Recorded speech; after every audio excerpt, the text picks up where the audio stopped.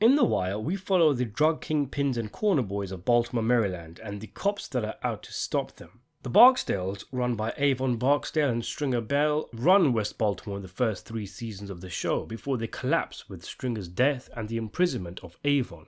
The cold, ruthless and cutthroat Marlo Stanfield takes over West Side, and his reign is one of terror, oh no doubt.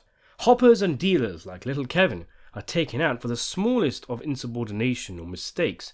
It isn't just those in the game that are at risk either, as civilians are dropped by the Stanfields. The delivery lady, who is shot by Chris to pin a murder on Omar, is one of the cruelest acts committed on the show. Real lack of standards his generation. And another that I wanted to talk about today concerns the security guard Marlo gets into a confrontation with. Before we continue, I got that subscribe button right here.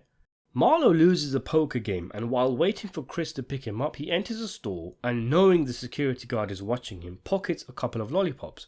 The security guard follows him out and complains. Marlo steps to him and then leaves to get in the car with Chris. The fuck? You think I dream of coming to work up in this shit on a Sunday morning? Tell all my friends what a good job I got? I'm working to support a family, man. Pretend I ain't talking to you. Pretend like I ain't even on this earth. I know what you are. Now, I ain't stepping to, but I am a man. And you just clip that shit and act like you don't even know I'm there. I don't. I'm here. Look, I told you I wasn't stepping to. I ain't disrespecting you, son. You want it to be one way. What? You want it to be one way. Man, I don't You know want it what to be you... one Man, way. stop! Stop saying that. But it's the other way. I always found this security guard an excellent one-time character. Even in his few seconds of screen time, you really do get a sense of his despair at the way things are. That this situation with Marlo was the straw that broke the camel's back. That he's had a lifetime of suffering and being treated like a punk, and he felt compelled to speak out. Fans of the show often wonder whether the security guard was killed for what he did, but the show does make it pretty clear that he was, with a few scenes, like Chris and Snoop scoping him out. Look, Sunday to Thursday. 7 early to 5 late. Nah, he ain't no real police. He full-time on this Mickey Mouse shit here. What'd he do again? Talk back. Another where the duo are boarding up a vacant and Snoop wants to take a security badge as a trophy, which Chris throws away. And another scene where the cops are discussing the vacant murders and are puzzled to find that one of the victims was in a security uniform and struggle to connect it to Marlo's gang warfare. The Wire contains a lot of dark scenes. We've discussed many on the channel. Subscribe if you haven't already done so, and check out my second channel, Cineron to Uncut, for more Wire videos. But there's something really sickening about this dark scene. The fact that Marlo would stoop that low. He is so without morals, so without empathy, that he's indifferent to ending a minimum wage working man's life to make a woman a widow, children fatherless, simply because he talked back. And what's worse is that what we're essentially witnessing here is Marlo lash out in need of an ego boost. He has just lost a heavy sum of money at poker, betting against old-timers who are roasting him playfully throughout the game. Clearly, he felt chastised and wanted to reassert his fragile ego in the next person he met. It could have easily been somebody's wrinkly-ass grandma. It was just a matter of whoever was unlucky enough to cross Marlo. The scene showcases that no one is safe with this new breed. People who aren't even playing the game are being killed. It's a new day in Baltimore, and the game just got more fierce. Previous generations worked within the parameters of society. You can't imagine Avon going out of his way to kill a random civilian. Yes, there were those 2 murders in season 1, but that had to do with them potentially witnessing or having done witnessing. In general, they killed those who posed a threat. They knew civilians followed the law. They sold drugs. It is what it is, the game is the game, and sometimes, most of the time, you're going to get caught or dropped. After all, how you never going to be a little slow, be a little late? That's just the way things are. But Marlo radicalized the game by taking things to their logical extremes.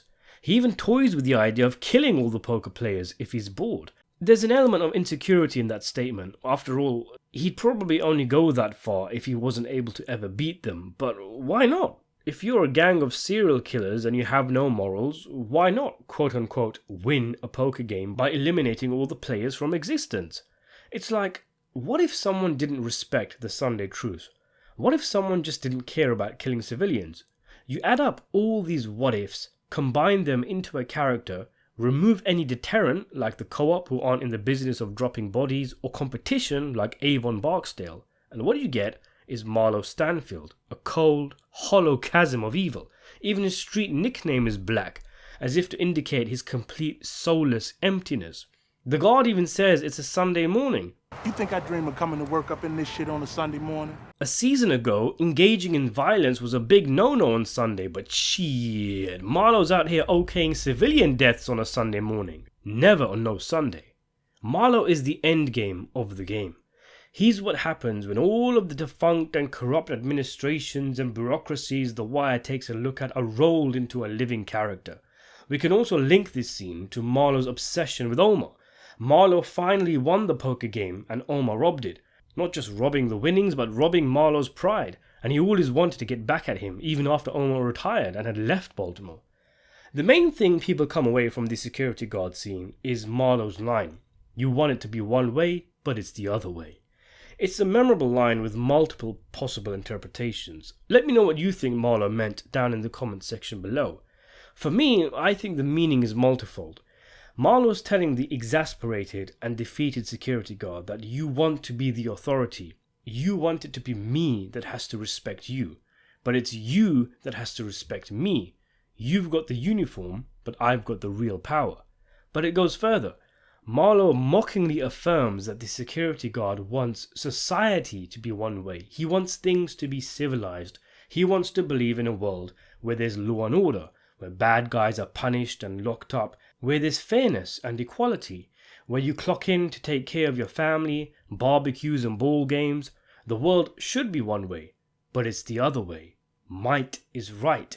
The world is corrupt and ruled by power. People are commodities valued for their ability to provide things that Marlo wants, and not for their inherent worth as human beings. There is evil, randomness, and no rules to be held to. The police are not going to protect the security guard if the situation escalates to threaten the guard's family. His employers definitely aren't. He is simply powerless, and Marlo knows it, flaunts it. The power dynamics are so twisted on the streets that a drug dealer commands more respect than a security guard, and there's nothing the guard can do in the situation that's worth doing. Right and wrong don't apply, because Marlo has the power. It's actually quite a philosophically astute line that has a dystopian edge to it, which really gives you a feel of what kind of hell the average citizen is living in Baltimore. A comment that many of us must have felt to ourselves when we're down and we feel the system has screwed us over. We want it to be one way, but it's the other way. Or as the Greek historian Thucydides put it, the strong do what they have the power to do, and the weak suffer what they must. There are other lines in the show equally dystopian, like when Jay's talking about the vacant bodies and he resignedly says, Then they belong to him. The security guard wants the wider rules of society to apply. For a security guard to have authority and respect, at the very least, try and hide it when you steal. But Marlo throws it in his face, essentially challenging him by asking him if he's man enough to do something about it. And there's even a moment of hesitation from the guard. You can see him wrestling with himself at the idea of going after Marlo. There's almost a forget it Jake, it's Chinatown quality to the line. It works well within the context of the two characters, but it's a broad statement on power and disorder in the world. Should the guard have done what he did? If the guard steps to, he might pay for it with a beating or his life. If he doesn't, he could lose his job after his employers see that he's constantly allowing criminals to steal, and thus he makes a calculated risk. But more importantly, he will have allowed Marlo to rob him of his dignity and self-respect by doing nothing. He will have allowed Marlo to degrade him to a level where he is as spiritually poor as he is materially. He would spend his nights awake thinking to himself what a coward he is who is afraid to do the right thing. Perhaps he should have toned it down a little. Raising a finger at Marlo, which Marlo's eyes follow like a predator, was a touch overboard, but this was clearly a man unloading a lifetime of tension. And if anything, it's a showcase of how difficult it is to be on the straight and narrow on the streets of Baltimore, because you're always going to come up against a Marlo who makes it impossible to do the right thing. The guard could have ignored it, but Marlo could have just as well paid for the lollipops. It's easy for us to say that he should have just let it go, but I have real sympathy for him. You can see the effort it takes for him to confront Marlo, and no doubt this is the latest in a long line of incidents that has caused the man to come to the end of his tether, and he has no way of knowing that he was talking to a sociopath as extreme as Marlo. He knows he's connected, but not how easy it is to offend Marlo. And if he doesn't do something, well then what's the point of his job? What's the point of him? He'll just have to pretend he ain't even on this earth, to quote the man himself. A man gots to have a code. He attempted to talk to Marlo man to man, to appeal to his soul, but that was his mistake. Marlo doesn't have one. You're not going to reach him, just ask Prop Joe. Heck, if Marlo's that insecure and unpredictable, for all the God knew, Marlo might have killed him for not sticking up for himself. There just isn't much you can do when you come up against a brick wall like Marlo. There's no rhyme or rhythm. He's a force of nature. We can all have those moments in life where we're doing the best we can with what we have, but we end up running into a Marlo, which could be a person, a moment, an incident, which we didn't cause and which is unfair. There's a story about Tommy DeSimone, the guy who Joe Pesci played in Goodfellas, who got a new gun, and to test it out, he shot a random person on the street. Like, how would the family of the victim be able to justify that, to rationalize that? The fact that their flesh and blood was killed just because some evil person was testing out a gun. It's just utterly depraved, pointless, and sick. Oh, indeed. And the way the God challenges Marlo is in such a way to safeguard his security, by recognizing what Marlo is, reiterating that he isn't stepping to, but Marlo seems to revel in the man's vulnerability and, if you'll pardon the pun, insecurity. Of course, in hindsight, he should have just let it go. Sometimes you gotta pick your battles. In life, you steer the ship the best you can and leave the larger forces alone, like Bodhi in the same episode, when he reluctantly accepts taking Marlo's package, recognizing his weakened position. I mentioned a Greek quote earlier in the video. Our own Greek from The Wire has his own take too. Lambs go to slaughter, a man he learns when to walk away. Going back to the idea that the new generation are a totally different breed, the God wouldn't have had an idea that he could be killed over something so small because the generation of drug dealers he was used to would never stoop that low. He was old school. Imagine if the God wasn't unlucky enough to have come up against an unhinged Marlo. If it was Stringer Bell, he might have just shrugged it off. If it was Prop Joe, the situation might have ended in a handshake. From Marlo's perspective, he may have been lashing out at the OGs who were schooling him in poker and the older generation in general, like Prop Joe and the co-op. You old heads, you old men, you want it to be one way where you have all the power, but it's the other way. It's our time, old man. It's my time for the crown. A scene that resonates as a comparison is the Season 1 basketball game between Westside and Eastside, where Avon berates the ref. Avon tells the clearly terrified referee that he needs to stand up for himself, to not allow anyone to come up in his face like that. Putting aside the fact that you can't imagine Avon being petty enough to steal 2 lollipops and get into a kerfuffle over it, Avon would have likely respected the security guard for standing up for himself. Sure, Avon might have had a few words to say, but that element of acknowledging the working man would have been there. It's present in other actions of Avon too. Cooking at the community centre, giving Cutty money for the gym, chastising Laurel and Hardy for shooting the wrinkly-ass grandma's crown. I'm not saying he's a saint, but those things were important to him. They're considerations he accounts for. As I said, Avon works within the established parameters, stays in his lane because he knows what he is, just a gangster, I suppose. But Marlo's actions show the game done changed. What could have gotten you a modicum of respect can get you killed today because it's perceived as disrespect. The God wants it one way, where standing up for yourself gets you respect, but it's the other way, where it gets you killed. World going one way, people another, yo. There's a sense of why, because I can from this scene, which epitomizes Marlo's character.